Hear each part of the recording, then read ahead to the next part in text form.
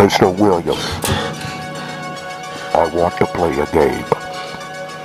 Watch and review the 9th Saw film, Spiral. Okay, I'll watch it. I'll make the video. Oops, my bad.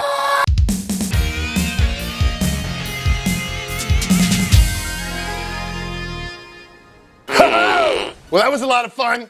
Things are good now, though, I promise. Bobo here with BrassReel Brothers. How's all my party peoples doing? Thanks for coming back for some more popcorn.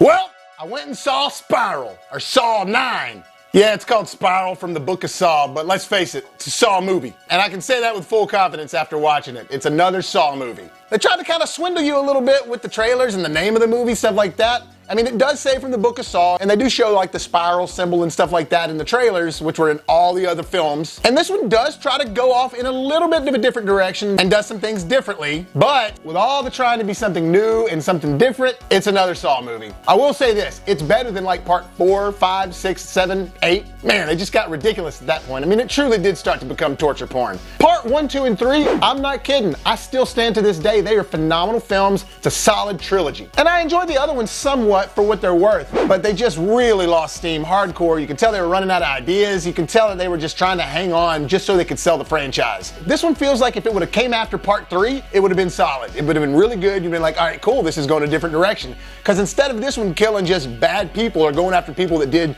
shitty things, you know how Jigsaw was like, you need to appreciate life. This one's going after corrupt cops.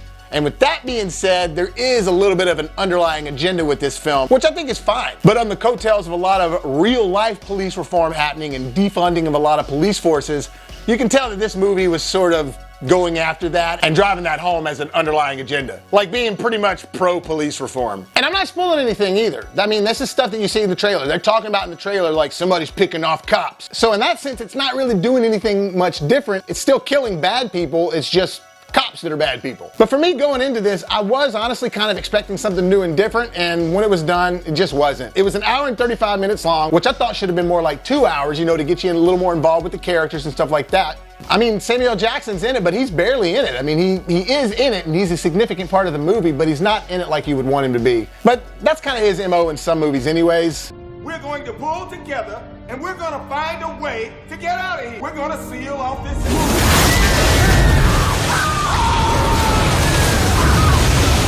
The movie does try. It tries to put like a cool plot line out there, and honestly, I can see why this movie got greenlit. If it was on paper, it actually looks good. It looks like, you know what, I want to see this be made. This is kind of an original idea. But as soon as you're like getting wrapped up in the storyline, it's just like, all right, let's go back to a kill scene. And they're very Saw kill scenes. It doesn't focus too much on the gore and stuff out there for all you gore gluttons and flesh feasters, but it definitely is still there, and it's well done, and it's consistently enough in the film that it makes it a horror film still. The best way I can describe it actually is kind of like Saw meets 7. If you combine those two, that's what this movie is.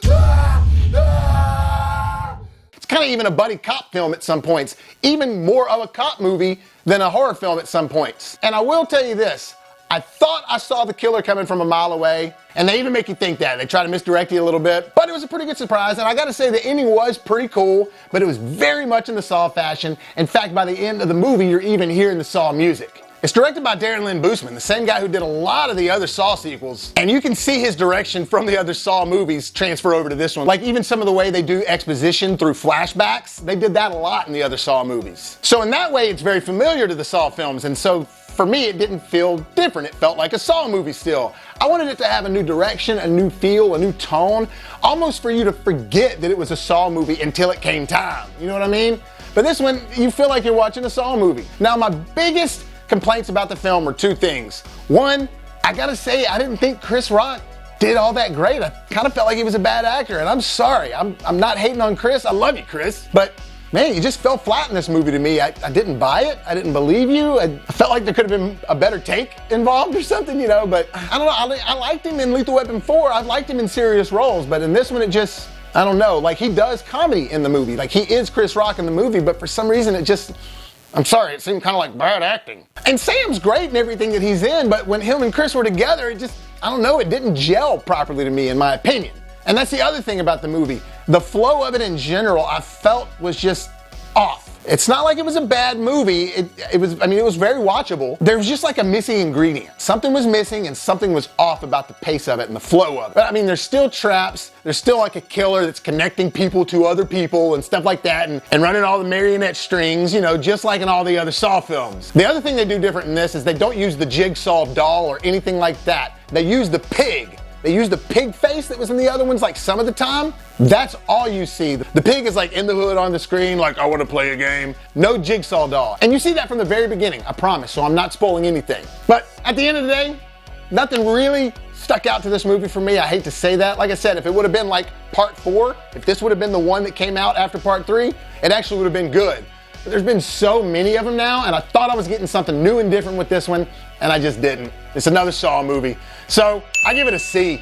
It's worth watching. I don't know if I'd go to the theater to see it, but I was just itching to get out to a theater in general. And this is the first time I've been to the theater since COVID had happened. I went to the theater in the beginning of COVID before they had actually shut down fully. But since theaters had shut down and opened back up, this is the first one that I'd gone to. And I gotta say, it was nice. Thanks guys for joining me for some more popcorn. Hit that like button if you enjoyed the video. Look for BrassReel Brothers on Facebook. Look for Bobby Williams on Facebook. And you can find me on Twitter, BrassReel Bobby at BrassReel. And if you haven't done so already, don't forget to hit that subscribe button so you can help us make it to the top.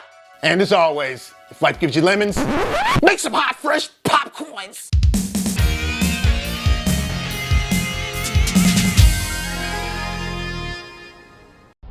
You wanna play games, motherfucker?